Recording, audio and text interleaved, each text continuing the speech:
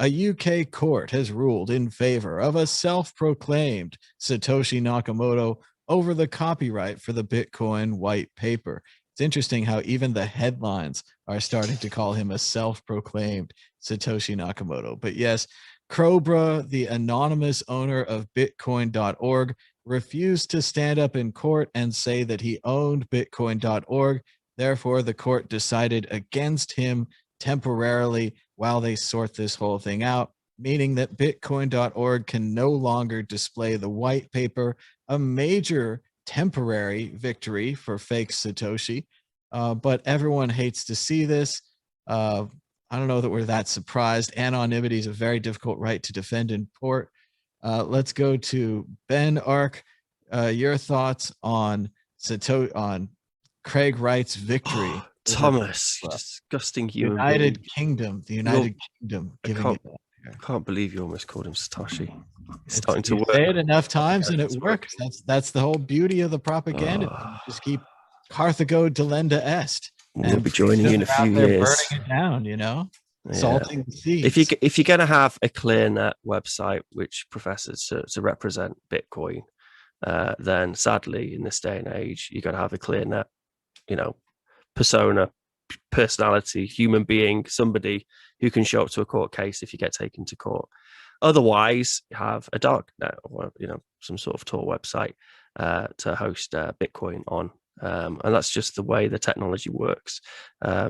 Craig Wright in the UK took Bitcoin.org to court, saying that the white paper, obviously, that came under his copyright, but there wasn't a chance for that to be disproven in court, which would have very easily been disproven in court, because Cobra didn't show to the hearing, which I'm sure Craig Satoshi Wright.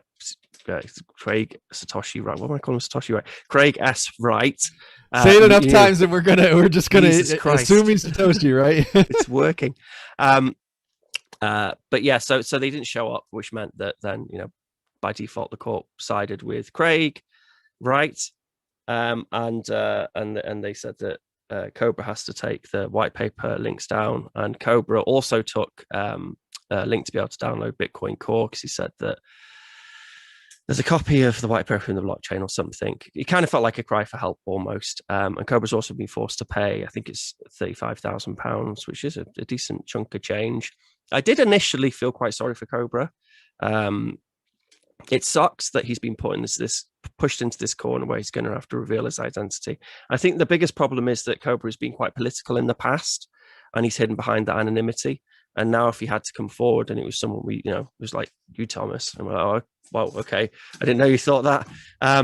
That suddenly, it's so I can see why they're afraid to come out of the shadows. But what they need to do, and what they've needed to do for probably quite a while, is hand it over to somebody else who is willing to fight those battles.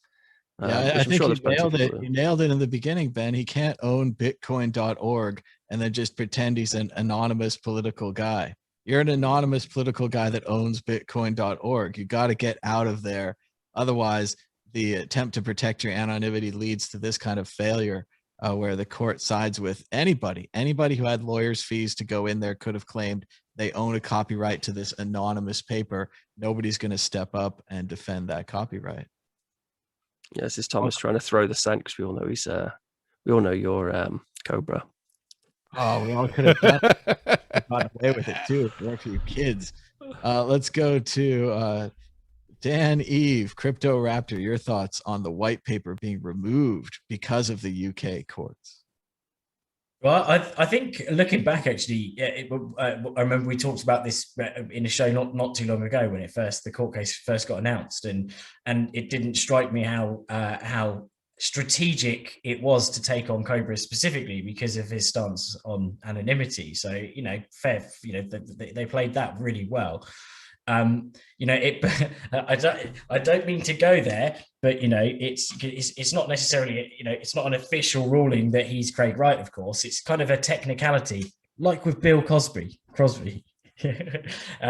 the thing is, it's just so obvious that it's not him. The amount of forgeries there've been, and surely there's a time where, on aggregate, the number of forgeries and fakes that he's tried, from the BBC to even Wired backtracked, and they were the ones that initially broke the story.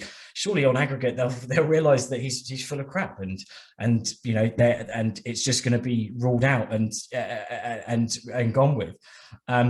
But I just before I finish, my favourite little quote from Craig Wright is I do love this one. It makes me chuckle every time. I'm going to do an awful Australian accent, so apologies, Josh. But I remember some white paper back in 2008. It had this section on how identity worked in Bitcoin. I remember reading it, probably when I wrote it. When he forgot that he wrote the white paper. And ladies and gentlemen, Craig Wright. And we're very lucky to have a couple of representatives of the United Kingdom here. When the judges made this decision, were they wearing powdered wigs? Because I could only really respect them if they had the powdered wigs and the curls. Is that still? They do. That's what barristers wear. So yeah, in the UK we have a solicitor, but they don't go to court. The barrister, they talk to the barrister. The barrister then represents the. Okay, so they have the power to get this PDF taken down, but they did it while wearing white curly wigs. So that really kind of negates the whole thing. Let's see. Martine Wismayer, did you talk about Satoshi or the white paper getting taken down? Yeah, I think it's a bit sorry state of the industry if an important website like bitcoin.org is hosted by someone named himself Cobra. I mean, really, Cobra. It just makes no sense. I think it's just ridiculous. And then not defending himself, knowing that the judge will always give, in this case, fake Toshi, make him like win the court case because he doesn't even bother to show up. It's just wrong. He should have. He could have anticipated this and at least transfer ownership over to someone or a company. If it's really that desperate, then give it to Blockstream or something. They can defend themselves against these silly, frivolous lawsuits. But or the tattooed guy. Tattooed guy that went to El Salvador. But it says the article says that this is an important development in Dr. Wright's quest to obtain judicial vindication of this copyright in this white paper, said Simon Cohen, senior associate at London-based OnChain.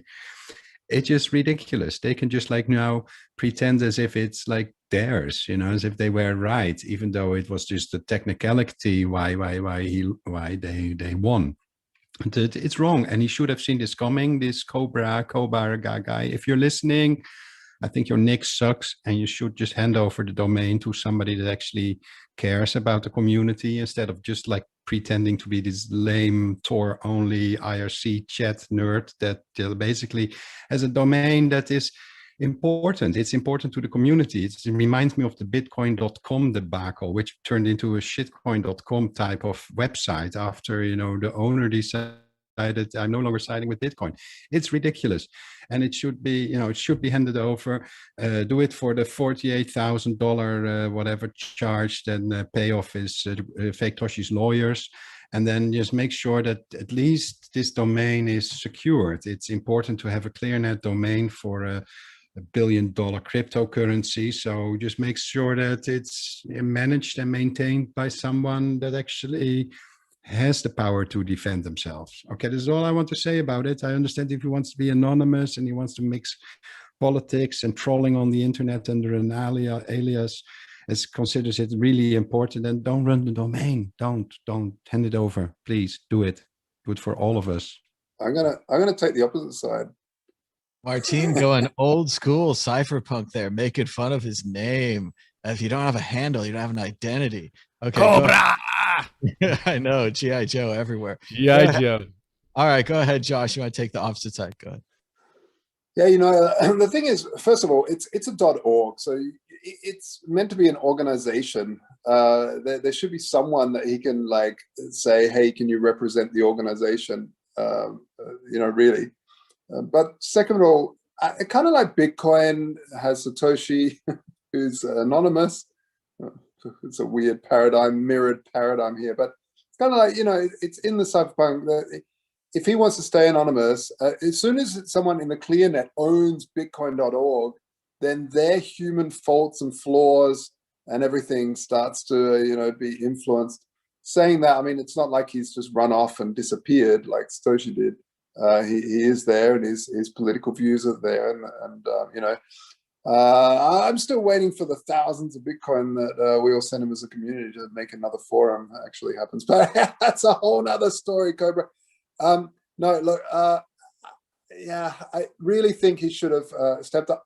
Maybe it would have been it's a nice little chess game that he's playing, where he's now, you know, allowed him to win this side, only to let some like Bitcoin billionaire come in and go, right, let's go, let's finish him off. Because now, if someone else challenges him to that, then he has lied in court and will go to prison, because now you would have to prove it totally. So now it comes down to the fact that, hey, you need to prove.